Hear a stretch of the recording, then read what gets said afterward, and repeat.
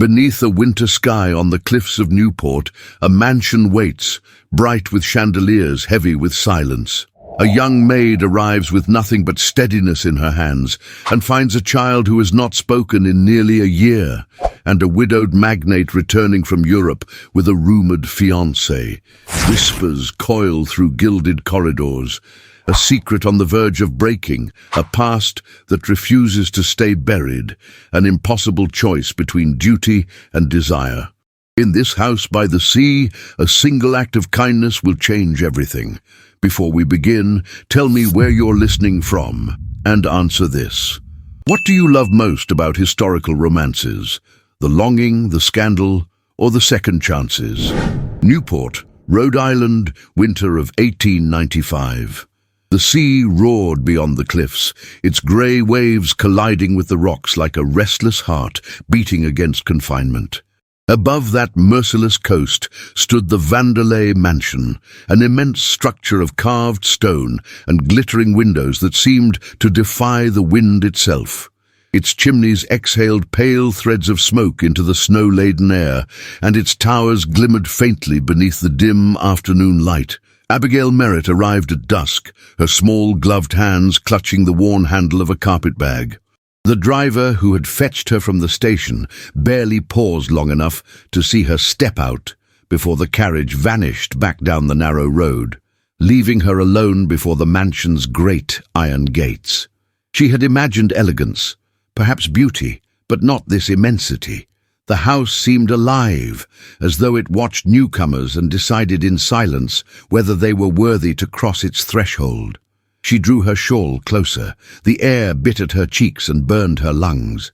Her breath hung before her like fleeting ghosts as she looked upward at the mansion's windows, each one glowing faintly with golden light. Somewhere inside, a clock chimed 6, slow and deep, echoing through the snow. It felt like a summons. The front door opened before she could lift the knocker. A man in a dark servant's coat greeted her with polite indifference and ushered her through the vestibule. Inside, warmth met her like an unexpected embrace. The scent of polished wood, coal smoke, and lavender oil filled the vast entrance hall. Above her, a chandelier of crystal shimmered with hundreds of trembling lights. Abigail lowered her eyes, knowing instinctively that servants were not meant to linger there. "Mrs. Alcott is expecting you," the man murmured, gesturing toward a corridor lined with portraits.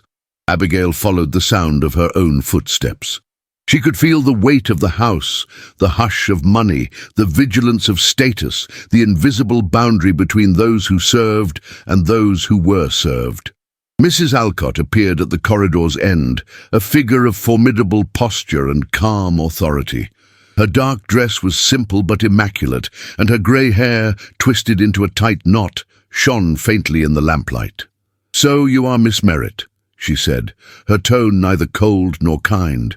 "You come with good recommendations from Pittsburgh." "Yes, ma'am." Abigail kept her voice steady. "The child is delicate," Mrs. Alcott continued. "Since Mrs. Vanderleigh's passing, she's barely spoken.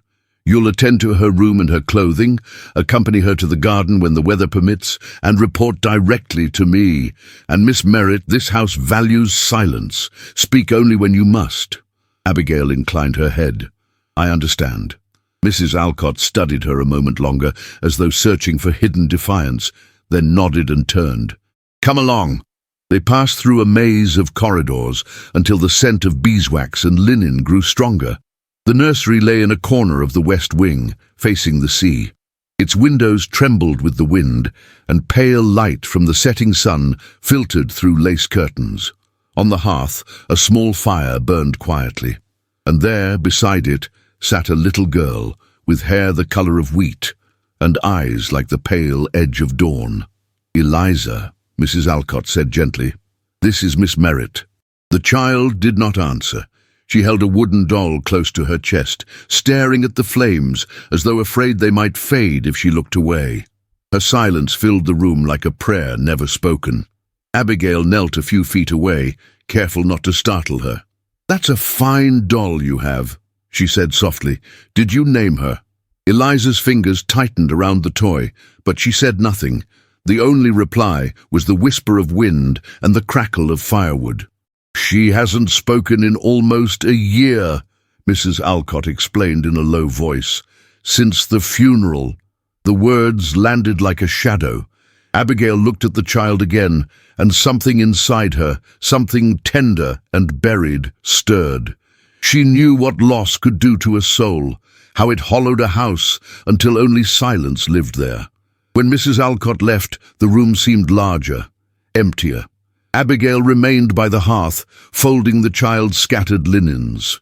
From the window, the ocean stretched endlessly, silver beneath the fading sky.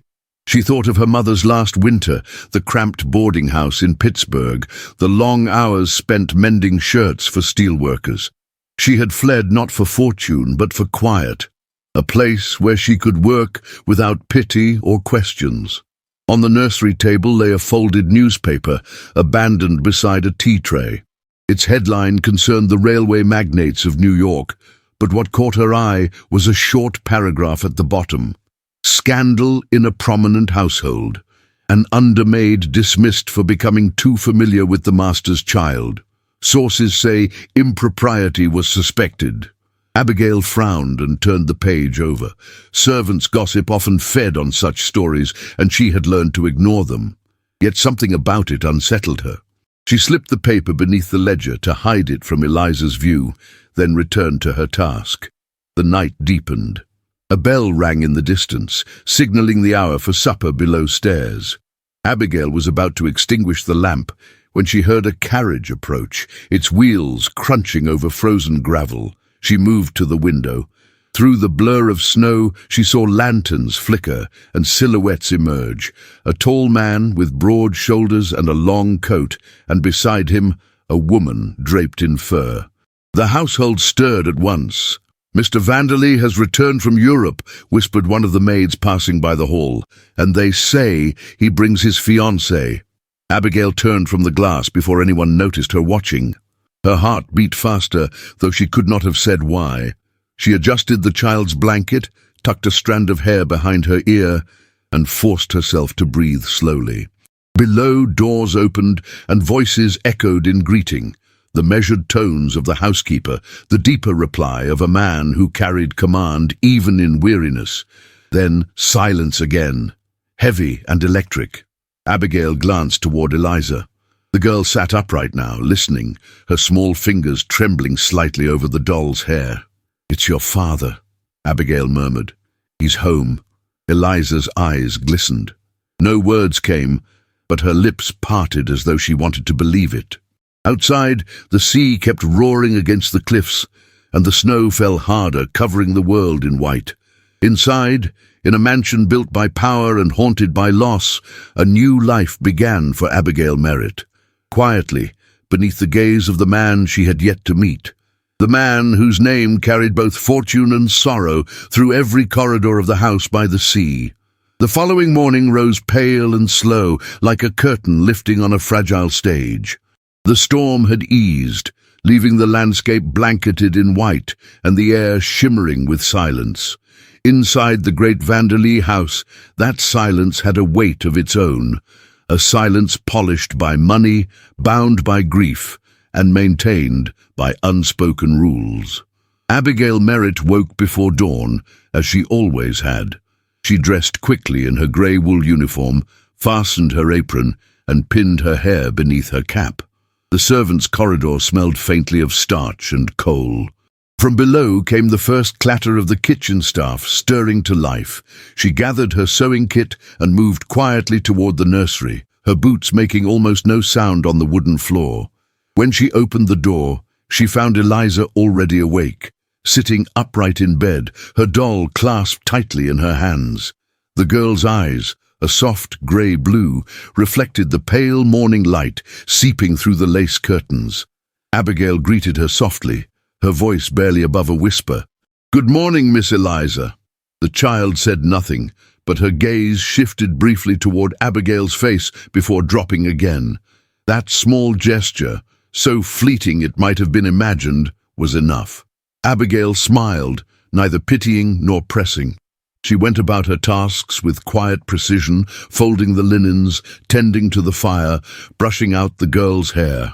The silence between them was no longer hollow. It had begun to feel like a language of its own. After breakfast, Abigail took a small wooden box from her apron pocket.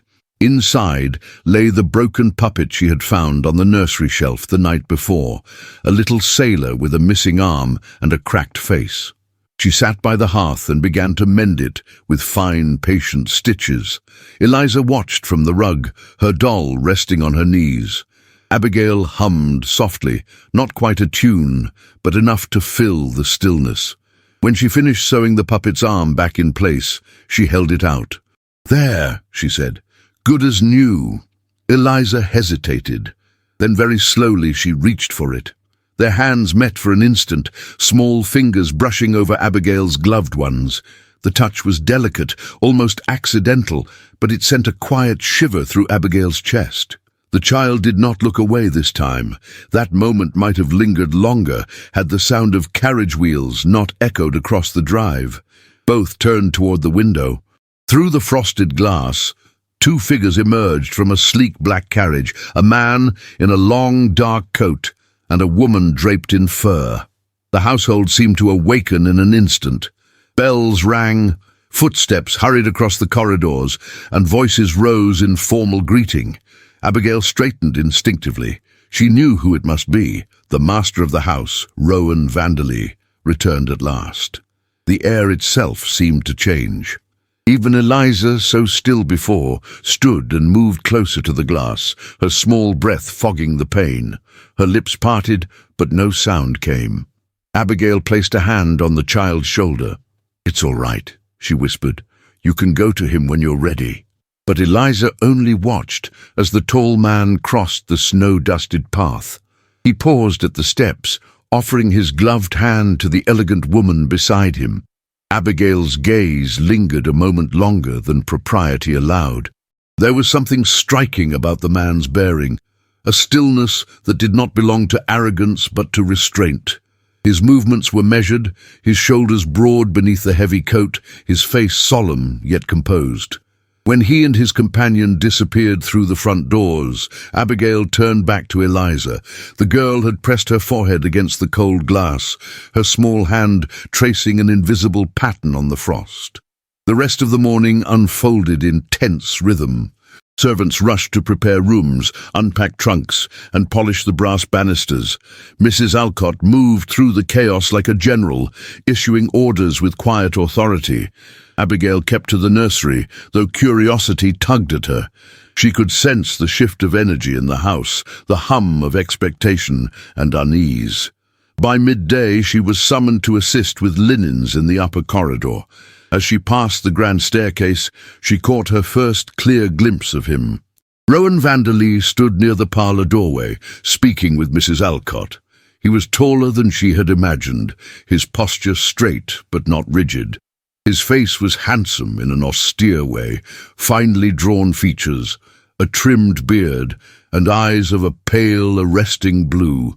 Yet there was something guarded in his expression, as if each gesture had been rehearsed to hide exhaustion. The woman beside him, Beatrice Alden, was everything that fashion demanded. Her gown of ivory silk clung to her form like poured light, the high collar adorned with pearls, her blonde hair sculpted in an impeccable Gibson style. She smiled with the precision of someone accustomed to admiration. Abigail bowed her head and continued walking. But the moment she passed, she felt the faint awareness of being noticed. She did not turn. She only felt the weight of a gaze that lingered longer than it should have. Later, in the quiet of the afternoon, she found herself in the library fetching a ledger for Mrs. Alcott. The room smelled of leather and dust, the kind of stillness that collects around old books. She was sliding a volume back onto the shelf when the door opened behind her. "Forgive me," said a man's voice. She turned. Rowan Vanderleigh stood in the doorway, his gloved hand resting on the frame. The light from the window cast a faint shadow across his face. "You are Miss Merritt, I believe," he said, his tone courteous yet distant. "The new nursery maid." "Yes, sir." Her voice came out softer than intended. "My daughter has not spoken in many months," he continued. "Mrs. Alcott tells me she seems calmer with you. May I ask what you've done differently?" Abigail hesitated. The question was not a reprimand, but neither was it casual. He was studying her with the intensity of a man who had learned to measure truth in every breath. "I try to keep her days the same," she said carefully. "Children find comfort in routine, and when she becomes frightened, I sing to her." "You sing," he repeated almost to himself. His gaze softened a fraction. "What kind of song?" "Nothing grand, sir.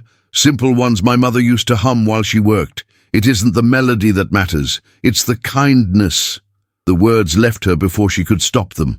She lowered her eyes, aware of how bold they sounded, but he did not rebuke her. Instead, he nodded slowly, as though the truth of her answer struck a chord he had long forgotten. "I see," he murmured. "Routine and kindness." He stepped past her to retrieve a book from the shelf, and she caught the faint scent of bergamot and winter air on his coat. For a moment, neither spoke. The silence stretched between them, tense, unspoken, and alive. Then the door opened again. Beatrice Alden entered, her gloved hand resting lightly on the door handle. Her expression did not change, but her eyes flickered between them with subtle calculation. "There you are, Rowan," she said smoothly. "Your solicitor is waiting in the parlour. I believe he brought the revised contracts." Rowan inclined his head. "Thank you, Beatrice. I'll be there shortly." She nodded and turned her attention briefly to Abigail, offering a polite but faintly cool smile. "You must be the new maid. How fortunate Eliza is to have someone patient. Children are so unpredictable." "Yes, ma'am," Abigail replied, her composure steady. When they left, the room felt heavier, as though the air itself remembered the encounter. Abigail exhaled slowly, placing the ledger on the table. Her hands trembled just enough for her to notice. That evening, after the formal dinner service, the servants dined below stairs. The kitchen buzzed with speculation. The master's fiancée was beautiful, the footman said.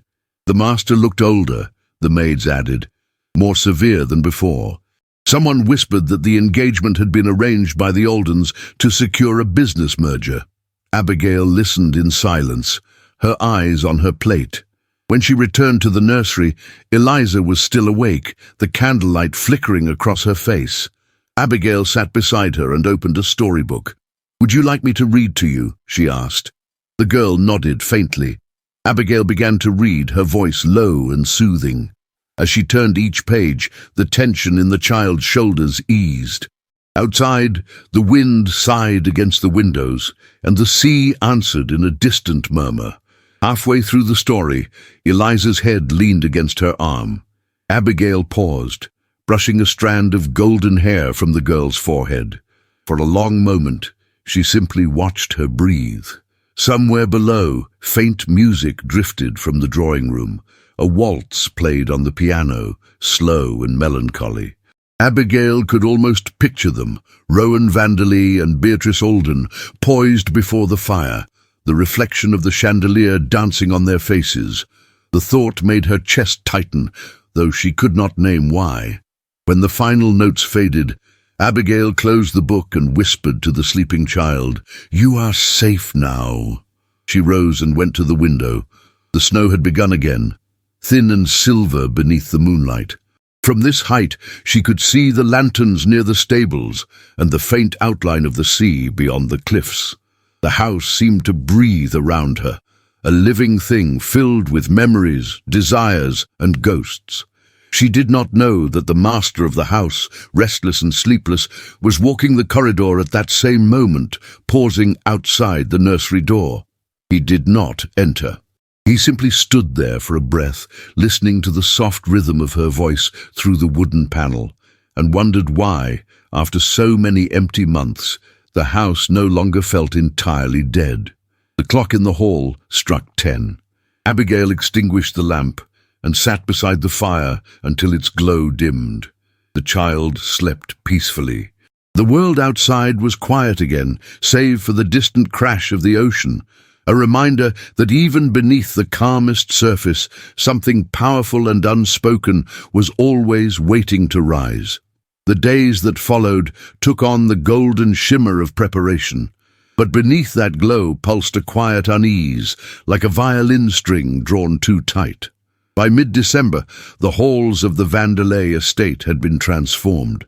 Silk garlands in cream and silver hung along the staircases, wreaths of bay and laurel framed the doors, and a team of decorators, imported from Providence at Beatrice Alden's request, oversaw every detail of the upcoming cotillion with the precision of military officers.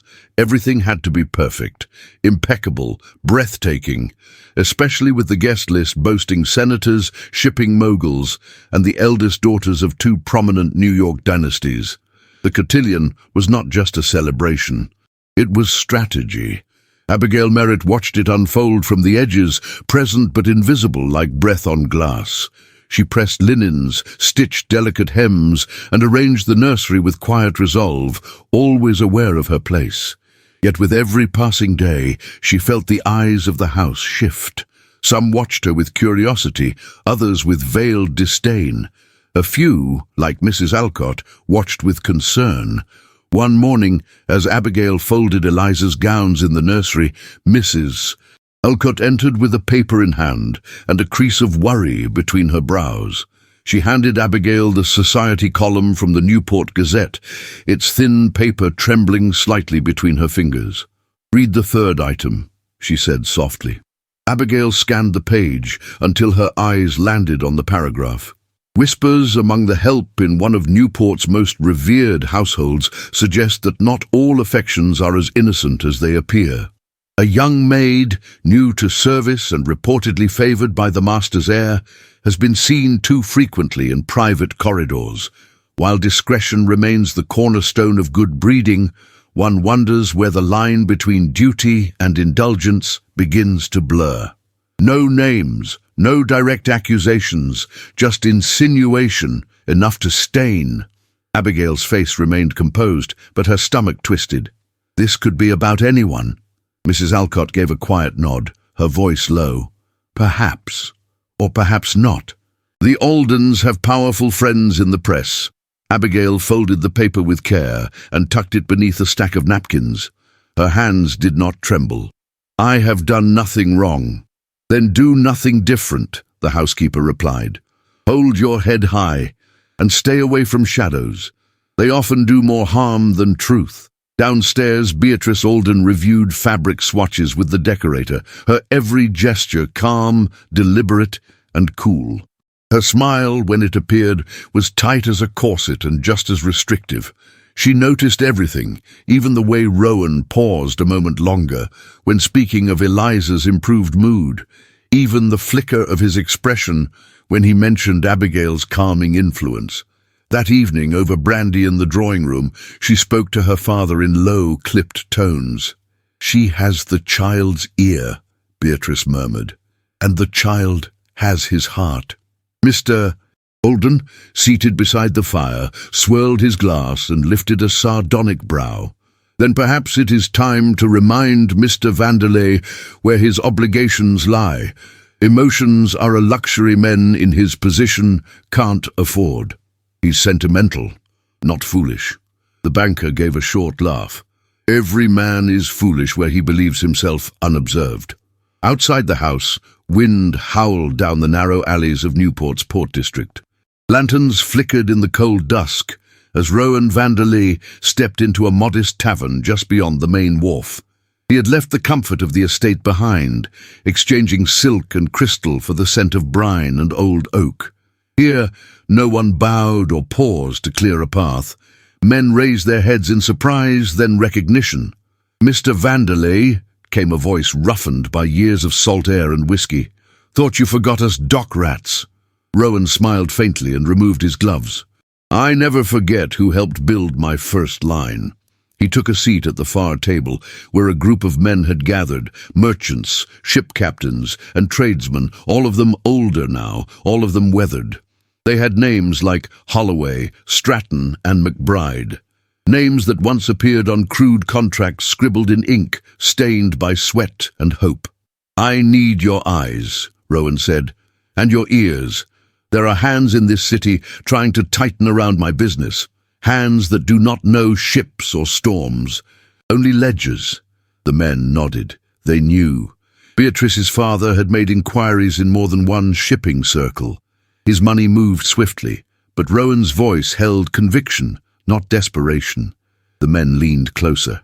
"We helped you rise because you remembered the river before the mansion," one of them said. "Don't forget the river now." When he left the tavern, Rowan paused by the wharf and stared at the mast of his first steamship, now long decommissioned. Snow began to fall again, dusting the deck like ash. He turned back toward the house on the cliff, his house, but tonight it felt more like a cage carved from marble and inherited fear. Back at the mansion, Abigail sat in the nursery finishing the hem of Eliza's cotillion sash. The child slept beside the fire, her breathing even, her expression untroubled.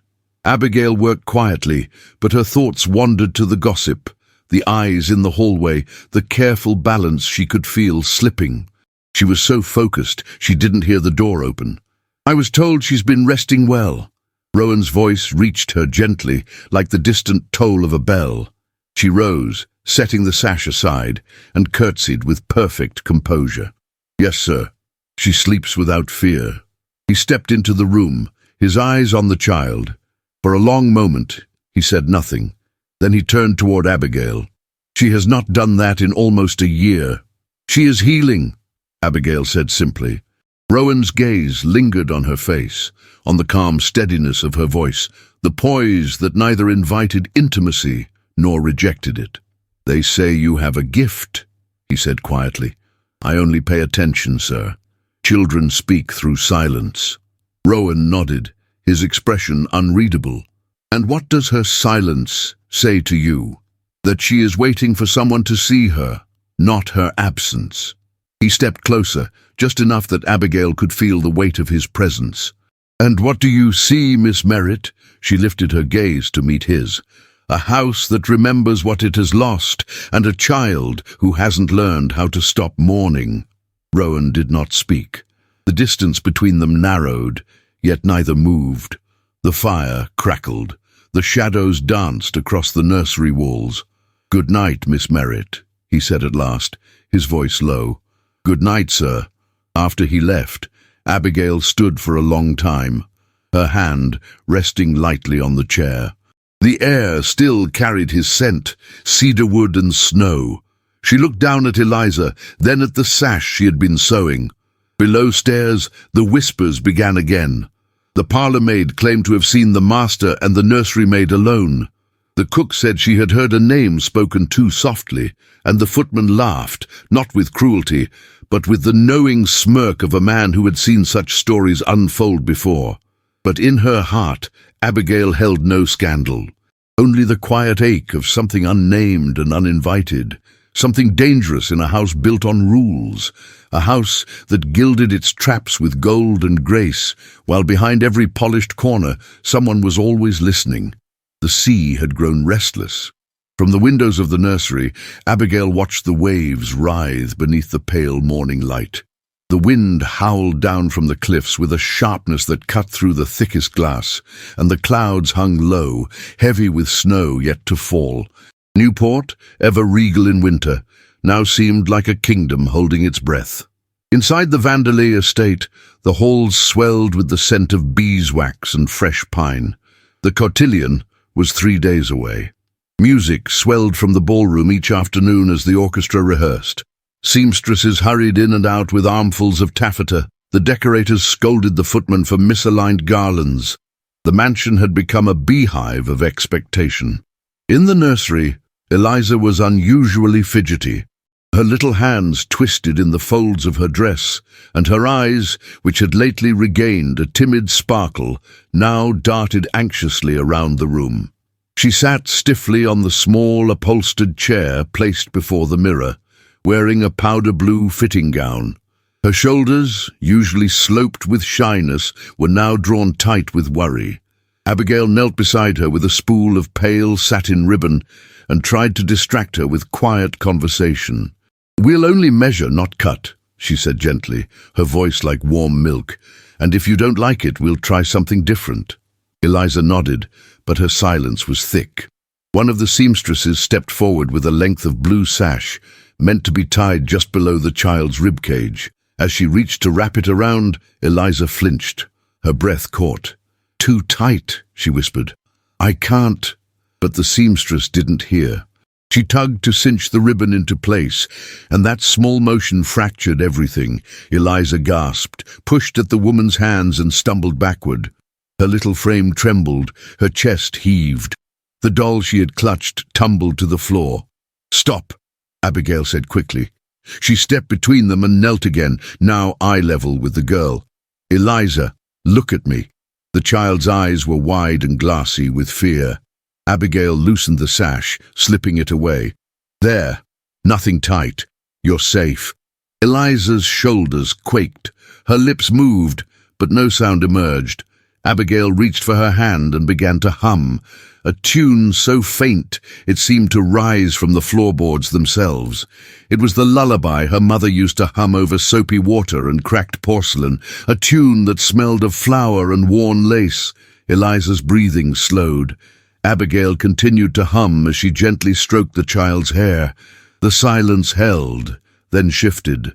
Eliza's lips moved once more, this time with purpose. Light. The word was no louder than a breath, but Abigail heard it. So did the seamstress. So did the man standing in the hallway just outside the door. Rowan Vanderleigh had come to check on his daughter's fitting, but he had not expected this. He had not expected to find the child who had remained mute through funerals, seasons, and storms finally speak, and he had not expected the woman who knelt beside her to look up with such steadiness. Abigail did not notice him at first. She was too focused on Eliza, whose trembling had quieted. Only when the seamstress curtsied and whispered, "Sir," did Abigail turn. Their eyes met. He said nothing. He did not smile. But there was something in his expression that had not been there before. Something startled and unguarded, as if a part of him had broken loose and was trying to find its way back to him. That evening, as darkness fell early and the snow began in earnest, a letter was discreetly dispatched from Rowan's study. It was addressed to a trusted clerk in New York, one who had been waiting for his signature on the Alden merger contract. The note was brief, a request for delay, indefinite. Beatrice noticed. She had watched Rowan during dinner, how his gaze lingered longer on his daughter, how his fingers tapped absently beside his glass. The air between them had always been cool, but tonight it was chilled. When she asked if the documents would be signed before the ball, he only replied that timing was fluid. "Fluid?" she repeated. "That's not the word you usually prefer." He offered her a polite smile. "I find myself favoring less rigid terms of late." Beatrice turned her face to her wine, but her fan remained clenched in her lap. Outside, the wind battered the windows. Inside, the house prepared for grandeur. Abigail remained in the nursery after the evening meal. Eliza had not spoken again, but she followed Abigail with her eyes and no longer shrank when touched.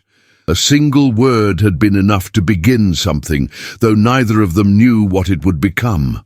Later that evening, Abigail was summoned to assist with floral arrangements in the receiving room. She moved with practiced grace, placing sprays of winter roses and pine among silver vases. The room, lit only by candelabras, shimmered with shadow and gold.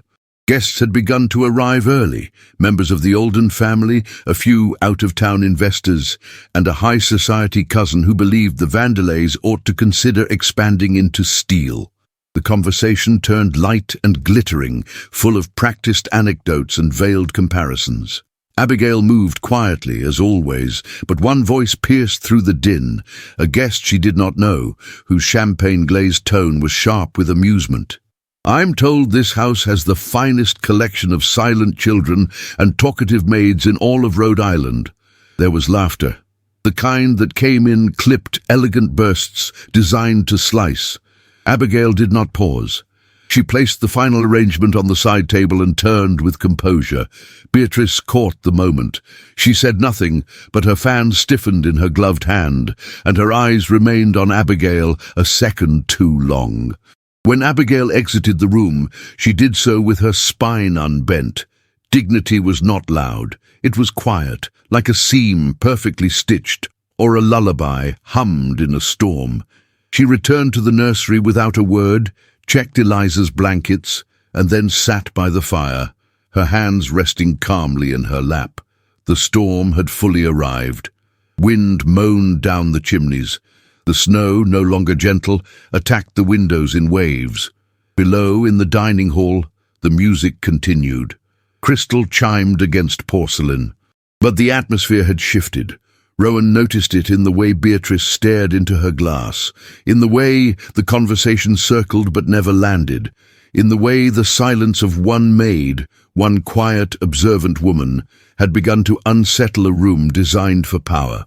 That night, as the storm raged and the house trembled with anticipation, Abigail folded the blue ribbon she had saved from the fitting and placed it into the drawer beside Eliza's nightgown, not as a keepsake, as a promise.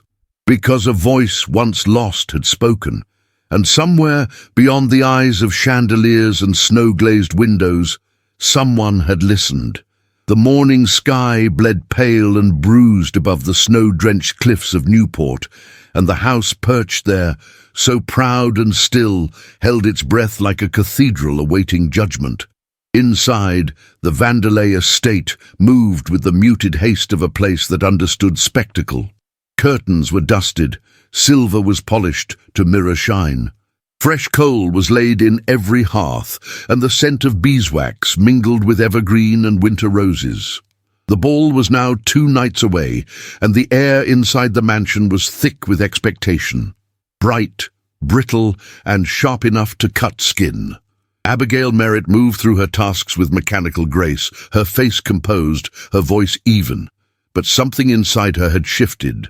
The gossip whispered behind gloved hands, the laughter that echoed from rooms not meant for her ears. The gaze she had met across the nursery door, all of it pressed against her chest like a slow-growing bruise. In the nursery, Eliza's laughter was gentler, more frequent, a quiet miracle. But Abigail could not quite hold it in her hands without trembling. She had not imagined that such fragile joy could come with such consequence. That afternoon, while carrying a bundle of pressed napkins through the east wing, she paused at the linen room to set them down. The door was ajar, and inside she found Mrs. Alcott standing near the window, folding tablecloths with practiced rhythm. "You're quiet today," the housekeeper said without turning. "Even for you." Abigail stepped inside and closed the door behind her. "The air is thick." Mrs. Alcott gave a single nod. "Storms come in many forms." For a moment, neither spoke. Then the older woman placed her folded cloth down and rested both hands on the table. Her voice, when she spoke again, was quieter, steadier. "When I was your age," she said, "I worked in a house, not unlike this one, in Philadelphia. The master's youngest brother fancied himself a poet. He read Blake in the drawing room and quoted Byron during meals." Abigail blinked, surprised. Mrs. Alcott never spoke of her past. "He was kind," the housekeeper continued, "thoughtful, a little foolish. He saw something in me, or said he did. I believed him." She paused. "For a season he made me feel seen, as though I were more than my hands and my silence." Abigail's throat tightened. "But we are not built to cross thresholds, Miss Merritt, not in houses like these. And so when the winter passed, so did he. Married a colonel's daughter from Virginia. I was left with the echo of a dream that had never belonged to me." There was no bitterness in her tone, only weariness. "He never acknowledged you?" Abigail asked, her voice barely above a whisper. Mrs. Alcott shook her head. "He sent a brooch in the post. I gave it to my sister and never wore it." A silence fell over the room, heavy as wool. "I'm not—" Abigail began, then stopped. "There's nothing to name. Nothing has been done. But something has begun," the housekeeper said gently, "even if only inside your heart." Abigail looked down at the linen in her hands, white, crisp, impeccable. "Do not let this house teach you that dignity must always be quiet," Mrs. Alcott added. "But do not forget that silence can also be a form of survival." Abigail nodded once and excused herself, but her chest ached with the weight of words she had no space to carry. That evening, as dusk fell in rose-colored bruises across the sea, Abigail stood near the end of the main corridor, returning a borrowed book to the library. The light from the sconces painted soft gold across the wallpaper. The house, for once, was still. She turned to leave and found herself face to face with Rowan Vanderleigh. He was alone, dressed not in the rigid formality of his dinner attire, but in a dark velvet jacket, the collar of his shirt slightly undone. His hair was damp from a recent walk, or perhaps a restless bath, but it was his expression, unguarded, quietly exhausted, that stopped her breath. "Miss Merritt," he said, his voice low. "Sir," she replied, bowing her head. He stepped closer, not improper, not scandalous, but close enough that Abigail felt the air shift between them. "I've wanted to thank you," he said, "but I find I lack the words." She met his gaze. "You do not owe me anything. I owe you more than I can repay," he said quietly. "You've given my daughter back a part of herself." The softness in his voice struck something deep in her. Her hands remained at her sides, but her fingers curled inward. "I only did what any caring soul would do," she whispered. "No," he said, stepping even closer. "Not any soul. You listen in a way no one else does." The moment stretched. She could feel the warmth of him, of his breath, his sorrow, his unspoken turmoil. He reached for her hand, or perhaps only meant to. His fingers hovered just above hers, their shadows touching. Abigail's breath caught, her heart thundered, but before skin met skin, a voice shattered the stillness. "Rowan!" Beatrice stood at the end of the corridor, her gloved hand resting on the balustrade. Her expression was unreadable, not anger, not suspicion, something colder.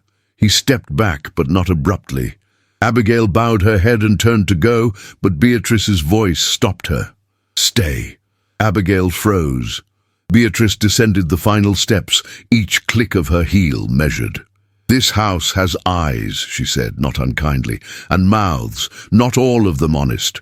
I suggest we give them less to feed upon." Rowan exhaled, long and slow. "Beatrice." "No," she said, gaze flicking to him. "You need not explain, not to me." She turned to Abigail. "You've done wonders for Eliza. I am not blind, and I am not cruel." Abigail kept her posture still, though her chest trembled beneath her uniform. "Good evening," Beatrice said simply, then turned and walked away, her footsteps echoing like a verdict. Rowan did not follow. Abigail remained in the shadows until he disappeared into his study. Then, only then, did she return to the nursery, where the fire had gone out.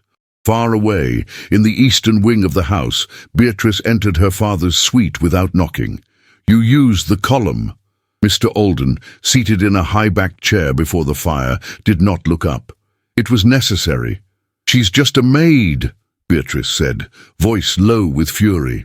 "And yet your fear of her is so great you'd tarnish a child's recovery to remove her." "Don't be sentimental," he muttered. "You were not raised for sentiment." Beatrice moved closer, her gloves trembling as she removed them. "You have manipulated every room you've ever entered, but this is cruelty. She will be gone by spring," he said coolly. "And you will be married by summer. Nothing will remain but prosperity." Beatrice stared at the flames. "You've always mistaken control for security, because they are the same," he said, but she no longer believed him. That night, Abigail lay awake, her eyes fixed on the ceiling above her narrow bed. The silence pressed against her like a second skin. She thought of Mrs. Alcott's brooch, of a velvet sleeve brushing against her hand, of a voice that said she listened differently, and of a corridor where a wound opened, not with violence, but with a kindness that could never be named aloud. The evening descended like silk, quiet, heavy, and impossibly luminous. On that Christmas Eve, the Vanderleigh estate shimmered not with warmth, but with precision. Every chandelier was ablaze with gaslight. Every crystal glass stood in rigid rows, like soldiers awaiting command. Outside, the snow fell without wind, softening the edges of the world. But inside the great house, everything had edges, polished, sharpened, dangerous. The cotillion had arrived. At the top of the house, where the scent of beeswax and perfume had not quite reached, the nursery remained wrapped in a gentler kind of stillness. Abigail Merritt stood before the hearth, smoothing the folds of Eliza's gown with careful hands. It was sky-blue velvet, lined with silk, chosen by Beatrice herself, but it was Abigail who had sewn the tiny pearl buttons by hand. Abigail, who had stitched the hem and altered the sleeves so they wouldn't pinch. Eliza sat patiently on her chair, her curls softly brushed, her cheeks kissed by the firelight. She looked more child than heiress tonight, more dream than duty. "You'll be the most graceful star in the ballroom," Abigail whispered, fastening the last button. "Even if you only watch." Eliza turned her eyes toward the window, where the snow drifted slowly past the glass. "Will you stay nearby?" she asked, her voice fragile but certain. Abigail paused. "If you want me to." "I do." That simple phrase, so small, so freely given, melted something in Abigail's chest, and so when Mrs.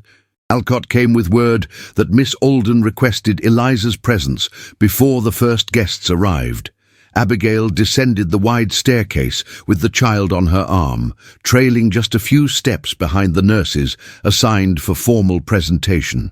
She wore her uniform, of course, grey wool, high-collared, clean, but beneath it she carried her quiet defiance like an heirloom. The doors of the ballroom opened before them, spilling music and candlelight into the hall. It was a vision of Gilded Age grandeur. Marble columns garlanded in evergreen, chandeliers blazing with hundreds of flames, dresses shimmering in shades of pearl and plum. There were men in tailored tails, women in imported silks, tiaras and tiaras worth of expectation gleaming from every corner. Abigail remained in the shadows near the grand staircase, a silent observer to the glittering theatre unfolding before her. Servants moved in smooth choreography. The orchestra played waltzes in triple time. The voices of the guests floated upward like smoke, and in the midst of it all, Rowan Vanderleigh stood in sombre elegance, his black coat lined with satin, his gaze solemn, searching. He spoke to dignitaries with practiced ease, but his eyes drifted upward toward the mezzanine, where Eliza stood under the soft glow of the candelabras, her small gloved hands gripping the railing. Abigail had remained with her, as promised. She whispered stories to ease the child's nerves, knelt to adjust her sash when the wind from the corridor tugged at it, and kept one hand resting lightly on Eliza's shoulder, like an anchor of calm. And that was where Beatrice found them. She emerged from a side hallway with the rustle of silk trailing behind her, ivory gown fitted like armor, a diamond comb glinting at her temple. Her posture was perfect, her poise impenetrable. But when her eyes landed on Abigail, standing beside the child in a place meant only for blood or title, her fan stilled. Abigail lowered her head respectfully. Beatrice drew closer, her voice quiet and precise. "You do not belong here." The words were as sharp as they were expected, but then her gaze flickered, briefly, unexpectedly, to Eliza, who had turned to look up at Abigail with calm affection. And Beatrice's voice trembled, just slightly at the edges. "You are not invisible anymore," she said, softer this time, "which makes you dangerous." Abigail met her eyes then, not with defiance but with clarity. "I never meant to be seen." "No," Beatrice murmured. "But you were." With that she turned and drifted away like a swan, returning to her lake, her silhouette framed by the distant music and glittering light. Later, when Eliza asked to be excused from the festivities and was gently escorted back to her chamber, Abigail lingered near the back corridors. She should have returned to the nursery, to the safety of her quiet post, But something held her there in the silence between notes, something magnetic. She moved slowly through the servants' staircase, where the candles flickered with the breath of the old house. And as she turned a corner, she found him, Rowan, standing halfway up the steps, hands resting on the worn wooden banister, as though he, too, had needed to escape the noise below. He was not speaking. He was not moving. But when he looked up and saw her, something passed between them, something elemental. Neither spoke. The moment did not require words. Their eyes held. Her breath caught in her throat. His gaze moved from her face to her hand, still gripping the edge of her skirt, then back to her eyes. 1,000 thoughts lived in that silence. None were spoken. All were felt. It was not a confession. It was not a promise. It was simply truth. Then, quietly, she descended a step. He did not move. The air between them trembled like the thin wire of a violin. But just as her shoulder nearly brushed his, she turned slightly to the side, and they passed one another like two notes in a fugue. Separate, but forever echoing. Downstairs, the music swelled. The orchestra struck a triumphant waltz, and the room below burst into applause as Beatrice glided across the floor on Rowan's arm. But in that quiet stairwell, something deeper shifted. Not a waltz, not applause, only the knowledge of something awakened, something that could not be undone. Abigail returned to the nursery in silence. She lit the oil lamp low and stood by the window while Eliza slept. Outside, the snow had stopped. The sea shimmered silver beneath the moon. Somewhere in the house, laughter echoed. Somewhere below, the last dance had begun, but in the quiet of her heart, Abigail knew the truth. Some dances begin long before the music ever plays, and some waltzes, however unspoken, never truly end. The morning after, the cotillion dawned with deceptive serenity. Snow clung to the balustrades like sugar icing, and the sky hung low over Newport in hushed shades of pearl. But inside the Vanderleigh estate, silence had a different weight, one laced with the tension of unspoken truths and fragile appearances. The ball had passed, but its echo remained in scuffed marble floors and the faint scent of perfume still trapped in velvet drapes. Servants moved carefully through the halls, eyes lowered, ears sharpened. Something unspoken had shifted, and though no one dared say it, they all felt it. Abigail Merritt kept to the nursery that morning, her hands occupied with Eliza's blue dress, now folded neatly and stored away. The child sat quietly near the hearth, watching the flames with an expression that was no longer hollow, but thoughtful. There was a new stillness in her, not of fear, but of awareness. "She looked like a princess last night," one of the younger maids had whispered in the laundry room. But it was Miss Merritt who made her shine. The words reached the wrong ears. In the private study where deals were sealed and dynasties preserved, Rowan Vanderleigh stood beside the fire, with his back straight, his jaw tight, and his hands clasped behind him. Before him sat Mr. Alden, calm as ever, his walking stick resting across his lap, the papers for the merger fanned neatly on the desk, like a deck of loaded cards. "I assume you understand what is at stake," the banker said, his voice low and slick with calculation. "This arrangement does not merely benefit you. It protects your legacy, your daughter's future, your name." Rowan's gaze did not waver. "You've already risked that with your tactics." Mr. Alden allowed himself a faint smile. "Rumors, you mean? Harmless whispers in the right ears. I needed to make certain your attention was undivided." Rowan's voice dropped hard as stone. "You had a maid's name tarnished, a child's progress endangered, and for what? Leverage?" "For control," Alden replied, standing. "Something you seem eager to lose. Shall I remind you what the papers imply? A servant with undue access to your child, to your home, to you. Wouldn't it be unfortunate if those whispers reached a wider audience?" Rowan stepped forward slowly. "You presume I fear exposure. But what you fail to understand, Mr. Alden, is that a man who has lived through grief does not fear ruin. Only silence. Behind the half-open door, Beatrice stood in stillness, her hand tightening around the edge of the doorframe. She had come in search of her father's counsel, but what she heard unraveled something deep within her, a thread long stretched by years of expectation and self-restraint. Her father continued, unaware. "Sign the contract. Publicly, with your daughter present. Reinforce the unity of our families, and the rumors will dissolve before the ink dries." Beatrice stepped into the room. "No," she said. Both men turned. Her voice was composed, but her eyes, blue and brilliant, held a fire her father had not seen since she was a girl. "I won't be part of this," she said. "I won't wear your guilt stitched into my gowns. I won't build a marriage over the bones of a woman who has done nothing but care for a child no one else understood." Mr. Alden's jaw tightened. "You forget yourself." "No, father, I remember myself. At last." She turned and left, without another word. The study fell into silence. And elsewhere in the house, that silence cracked. The shouting had reached the second floor, not in volume, but in tone. Eliza, seated with Abigail in the conservatory to escape the bustle of post-ball cleaning, had stiffened at the sound. Her small hands clutched the teacup Abigail had brought her. The child's eyes widened with the terror of memory. Abigail knelt immediately. "Eliza, look at me!" But the girl was already trembling, her breath shallow, her cheeks pale. The porcelain cup slipped from her fingers and shattered on the floor.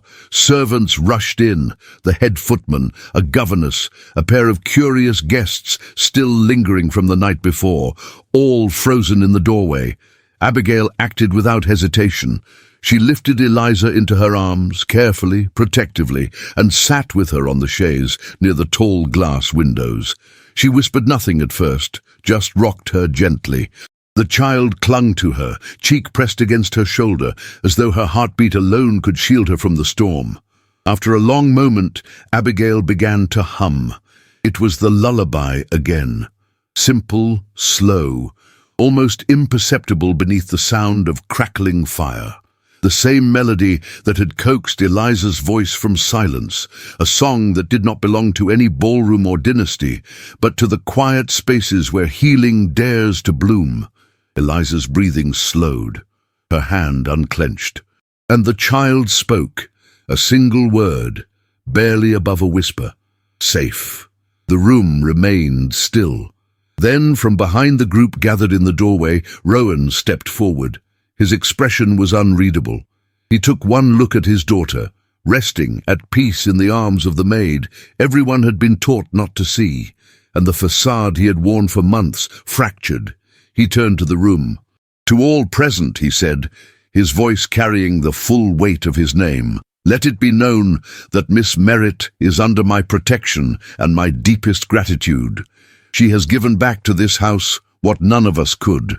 You may whisper if you wish, but know that I will not stand for her to be slighted or dismissed."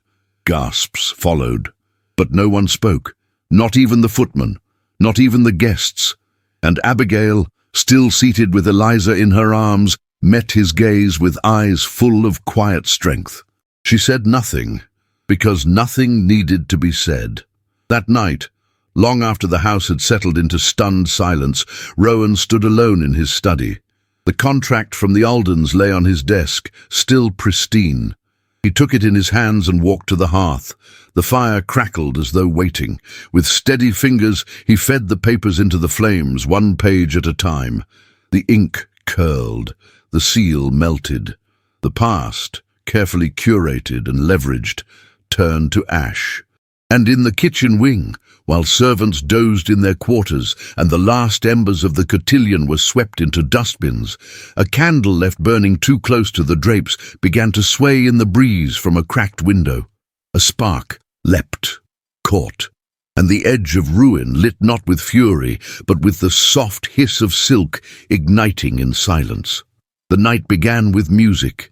A snow melted slowly on the balustrades, and fog clung to the windows like breath held too long. The ballroom once again pulsed with light and finery. The cotillion was over, yet guests remained, clinging to their satin-gloved rituals, to the champagne promises poured between dances, to the illusion that the world could be controlled if one only spun fast enough under a chandelier. But illusions are flammable things. Downstairs, in the east wing of the kitchen corridor, a spark had caught. Silent at first, undetected, flames whispered up the brocade drapes and licked the walls with the hunger of something long starved. In the ballroom above, laughter rose, layered over the strings of a final waltz. Abigail Merritt stood near the servants' entrance, dressed plainly as always, her eyes quietly searching the room. She had come only to return Eliza's misplaced ribbon, but now stood frozen by something else. A smell. Smoke. It slipped in quietly like a secret, curling near the floorboards and dancing beneath the long velvet hems of gowns. Then came the cry. "The kitchen! There's fire!" The illusion shattered. Voices rose, the orchestra faltered, heels scraped marble. A footman shouted orders. Dancers stumbled from the floor as smoke seeped through the crown moulding. It was not panic yet, but something more dangerous, confusion wrapped in silk. "Everyone out," Rowan Vanderleigh called, his voice cutting through the din like a command from the mast of a storm-tossed ship. "The east exit, now!" Abigail was already moving, ushering staff through the back corridor, lifting skirts and pressing shawls into frantic hands. Heat surged beneath the floor. In the servants' hall, crockery crashed to the ground as flames burst through the pantry door. And then, amid the chaos, Eliza's voice rose in a trembling cry from the staircase landing. "Abigail!" Abigail turned, heart in her throat. The child was alone, her eyes wide with fear and smoke. In an instant, Abigail rushed to her, sweeping her into her arms. "I have you," she whispered. "I have you, darling. We're going outside now." From the ballroom, guests spilled out into the snowy garden, coughing and clutching velvet cloaks. Candles were snuffed in haste. The night flared with shouts and scattered pearls. And there, just beyond the terrace, in the falling snow, Abigail emerged, her arms full of the trembling girl. Rowan met her on the path. His coat flapped in the wind, soot streaking the edge of his sleeve. He reached for Eliza but paused, just long enough to look at Abigail. Her face flushed from heat, her eyes still calm. "You got her out," he breathed.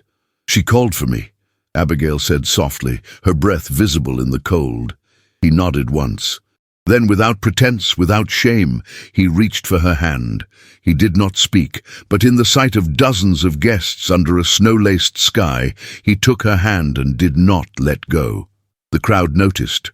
Whispers flickered like candlelight, but no one dared speak aloud, except for one.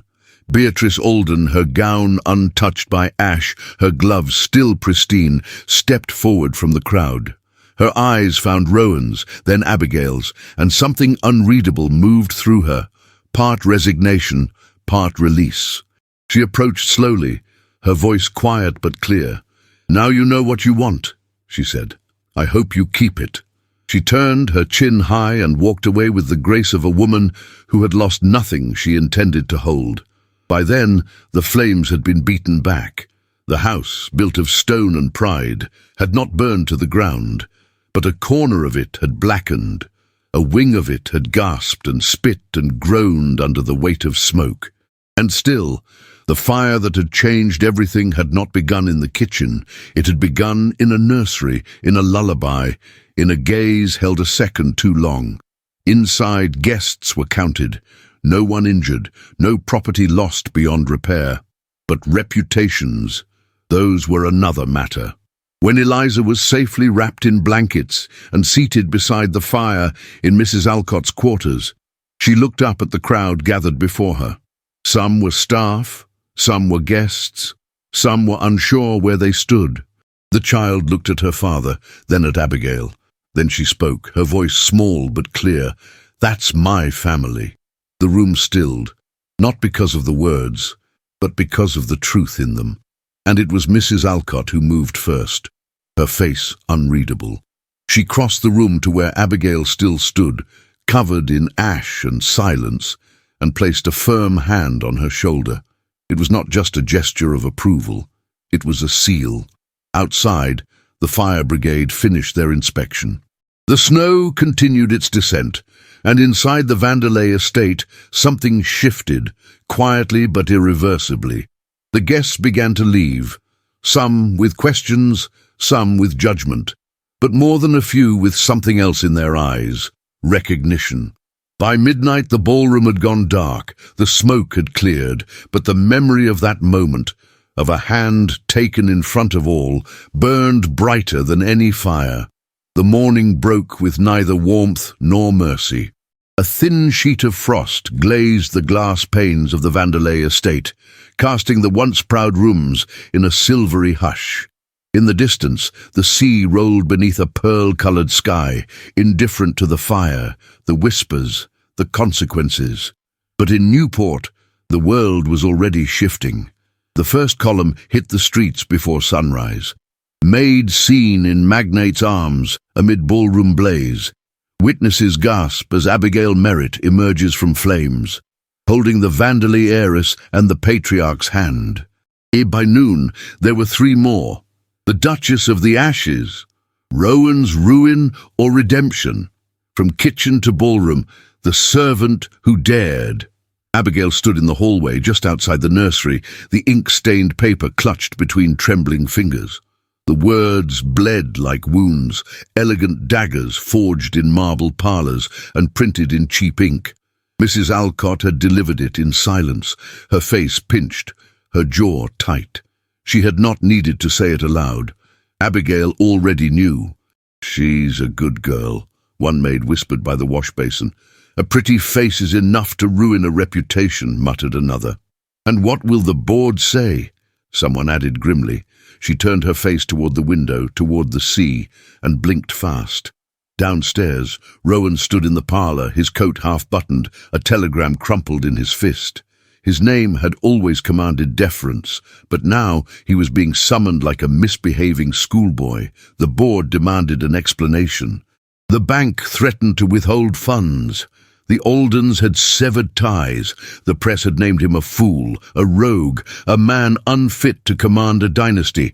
But worst of all, they had called her a mistake. He would not let that stand. In the carriage ride down to the docks, Rowan said nothing. His mind churned, but his face was calm, composed, carved from the same iron that had once built his fortune. His valet had tried to follow. He had dismissed him. Today, he would walk into that room not as a magnate, not as a figurehead, but as a man who remembered where he came from. Word had already spread. A crowd gathered at the Iron Hall by the waterfront, a place where, a decade ago, he had shared whiskey in tin cups with men who bore calluses like medals, dockworkers with salt in their veins, ironmongers, shoemakers, seamstresses, carters, and yes, some wives of servants, some friends of Abigail, all of them crowded together in uncertain loyalty. Abigail had followed on foot, quietly, remaining at the back of the room. Her face was uncovered, her cheeks pale, her jaw lifted not in pride, but in quiet endurance. She had not left Newport, though Mrs. Alcott had advised it. "For your own safety, child. These people will not forgive you for being brave." But Abigail had stayed, not for courage, but because running would have meant surrender. The hall swelled with the heat of too many bodies and the chill of too many stares. When Rowan stepped onto the raised platform, there was no applause, only silence and expectation. He looked different now, not in appearance, but in bearing. The arrogance of wealth had fallen from him like ash from a burned coat. He looked not like a man defending his empire, but like one reclaiming his soul. "I built ships with men in this room," he began, "before I wore cravats or signed bank drafts, before I was worth anything but a handshake and a shovel. I built them beside you." No one interrupted. "I took your risks, you took mine, and I promised then that no man who helped build this house would ever be shut out of it." A murmur passed through the crowd. "I forgot that promise," he said quietly. "I let boardrooms and ledgers blind me to what built this name.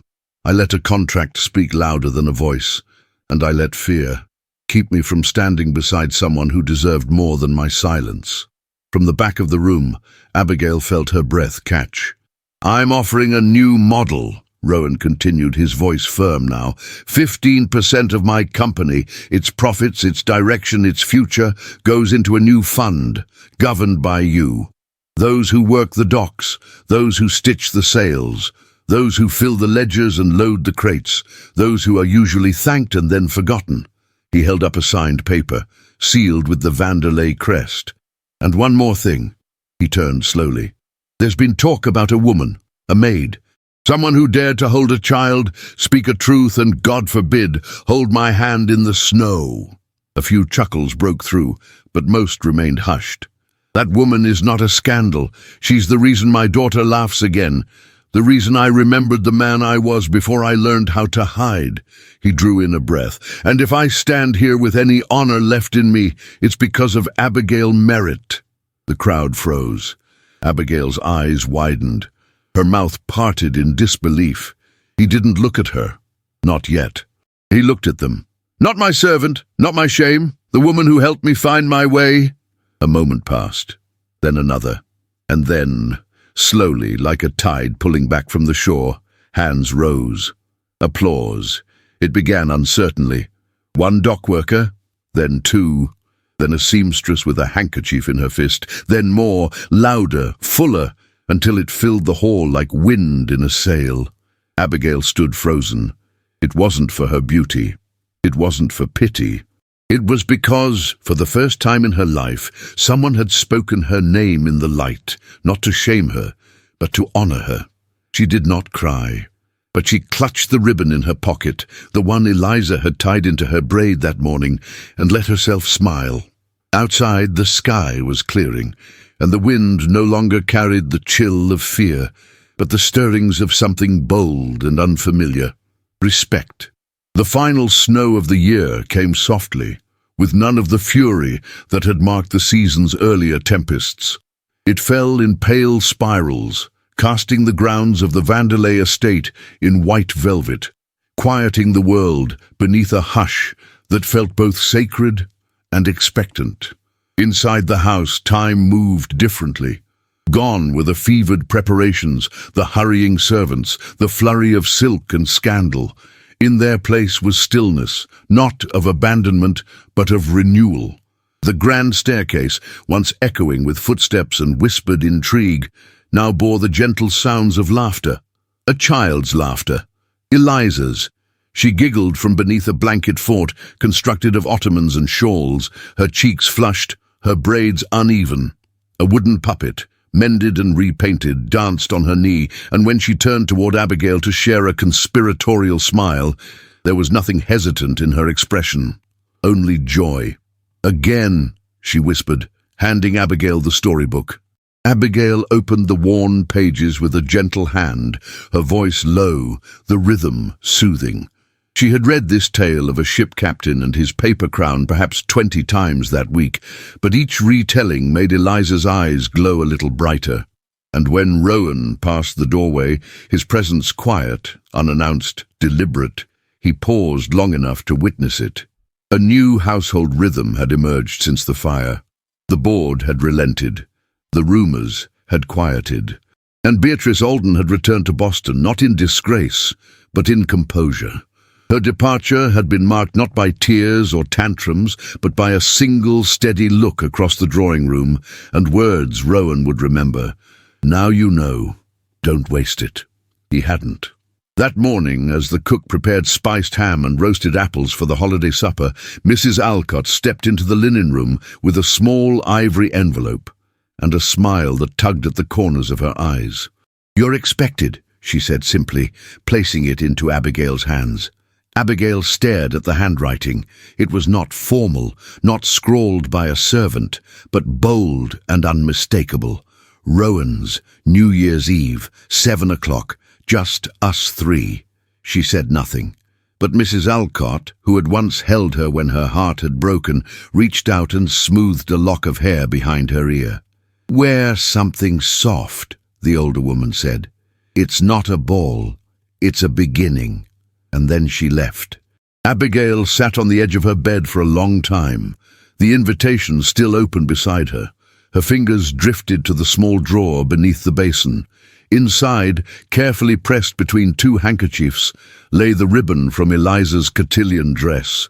Sky blue with a sheen of silver, it had been tied around a gift Eliza had left on her pillow, a crayon drawing of all three of them, Abigail, Eliza, and Rowan, hand in hand, beneath a crooked house and a sun with a face. She picked up the ribbon and smiled. At 7 o'clock, she descended the stairs. She wore a simple gown of dove-grey wool, one she had let out herself. The ribbon was woven into her braid. Her shoes were scuffed. Her hands were bare. But never had she felt more herself.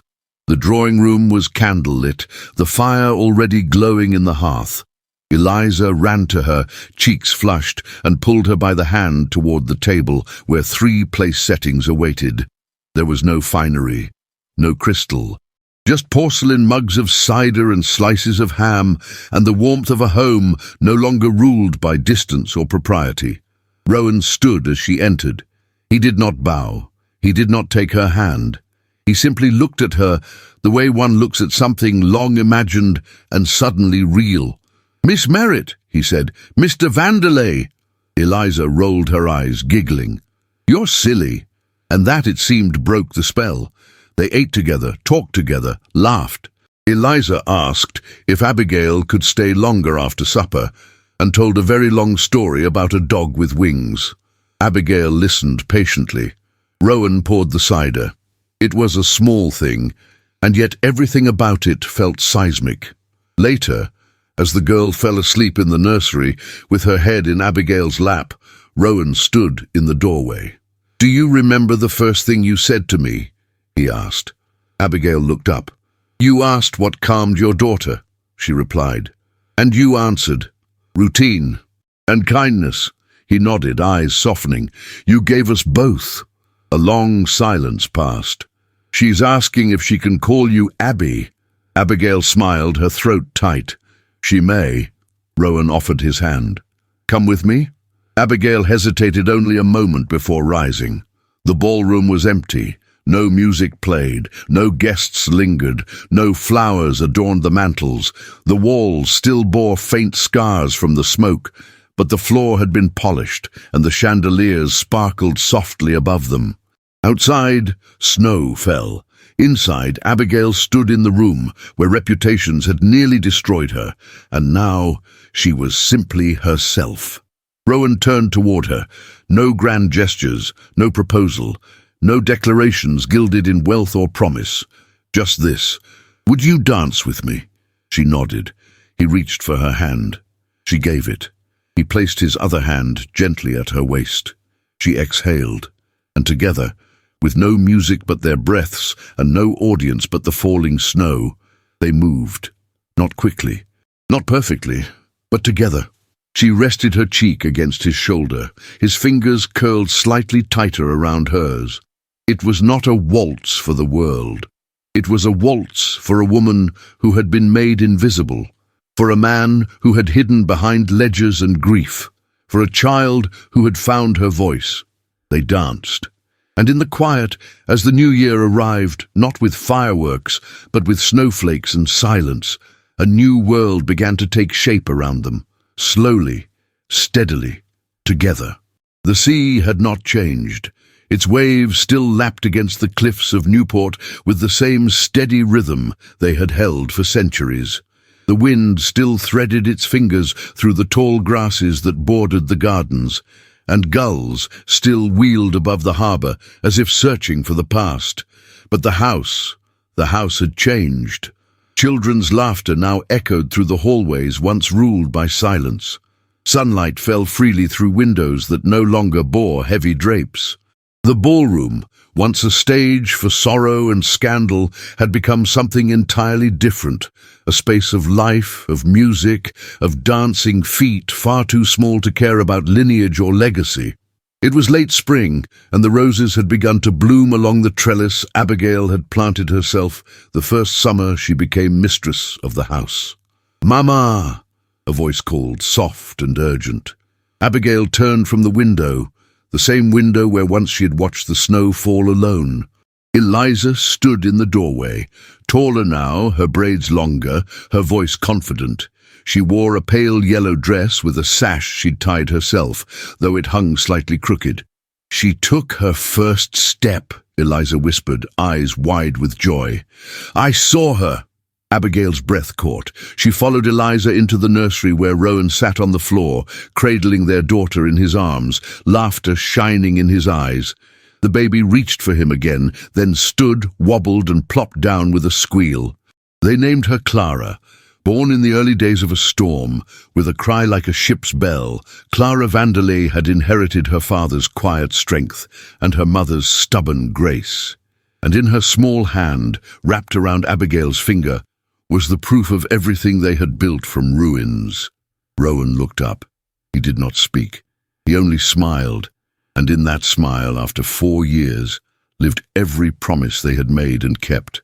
Outside, the world had changed as well. The docks had reopened, not under the Alden name, but as a cooperative bearing the title Vanderleigh & Co., with ownership shared between long-time workers, tradesmen and widows, once cast aside. The city had scoffed at first, then watched in disbelief as profits stabilized and morale soared. Mr. Alden, disgraced by his own dealings and public exposure, had retired from public life. No longer feared, he was now forgotten. Beatrice, however, had found her own path. A letter arrived each December, penned in her elegant, precise script. She had settled in San Francisco and opened a school for girls of non-traditional parentage, as she phrased it with a wink. "We do not teach them how to marry well," she once wrote, "but how to live well." Abigail kept every letter. Mrs. Alcott still lived in the house, though she had retired from active duties. She now occupied the rose room at the back of the estate, where she embroidered blankets and sipped brandy with defiant pride. It was said she kept a portrait of a sea captain in her drawer, but no one dared ask. As for Eliza, she had never returned to silence. She wrote poetry now, odd, lyrical poems filled with shipwrecks and stars and ribboned skies. She was nearly 12 and already had ideas about publishing. "You saved me," she had once told Abigail. "You don't remember, but I do." And Abigail did remember. She remembered everything, the cold halls, the suspicion, the gaze in the stairwell, the child's voice in the storm, the scent of wool and smoke and lemon soap, the music that hadn't played but had still guided their steps. And she remembered that first dance, how slow it had been, how unsure. Now, as Rowan approached her at dusk, the baby asleep in his arms, Eliza chasing fireflies in the grass, she took his hand without hesitation. "We never married with grandeur," she murmured. He smiled, brushing a kiss to her temple. "We never needed to." She nodded, leaning her head against his shoulder as they stood in the garden they had made their own. The sea had not changed, but she had, he had, together they had. And as the sky darkened over the cliffs and the lights inside the house began to glow, Abigail Merritt, once a nursery maid, once a rumour, once invisible, watched her daughters laugh beneath the stars and knew, without doubt, that love had not only survived the storm, it had built a home. Sometimes the greatest love stories are not the loudest ones, but the quietest, the ones born not from fireworks or wealth, but from kindness, from courage, from a hand held in the dark and a voice that says, "You matter." Abigail's journey reminds us that it is never too late to rewrite your place in the world, that no matter where you begin, even as a maid in a mansion by the sea, your story is still yours to shape, and sometimes the people who were once invisible become the very heart of everything. Rowan and Abigail's love was not built in ballrooms or on the pages of society columns. It was built in silence, in glances, in choices made when no one was watching. Let this be a reminder that true strength often wears a simple ribbon, not a crown, that healing takes time, and that sometimes the greatest revolution is choosing tenderness in a world that expects silence. If this story moved you, if it made you reflect or cry or believe again in second chances, leave us a comment. We would love to know your thoughts, and if you made it to the very end, write the word resilience in the comments. That way we'll know you were here until the final dance, and it will help others discover this story too. If you feel inspired to support the small team behind these emotional, handcrafted stories, you can click Super Thanks right below this video and choose the amount that feels right for you. Every contribution helps us continue telling stories that matter. And if you're not able to support us that way, that's okay. Sharing this video with a friend who loves historical romances is another beautiful way to help. Just one share can bring this story into someone else's heart. And before you go, make sure to check out the other moving tales I've left for you in the cards at the end of this video. There are more love stories waiting for you, filled with courage, longing, and hope. Thank you for being here. And remember, sometimes love doesn't arrive in a carriage. Sometimes it knocks at the nursery door.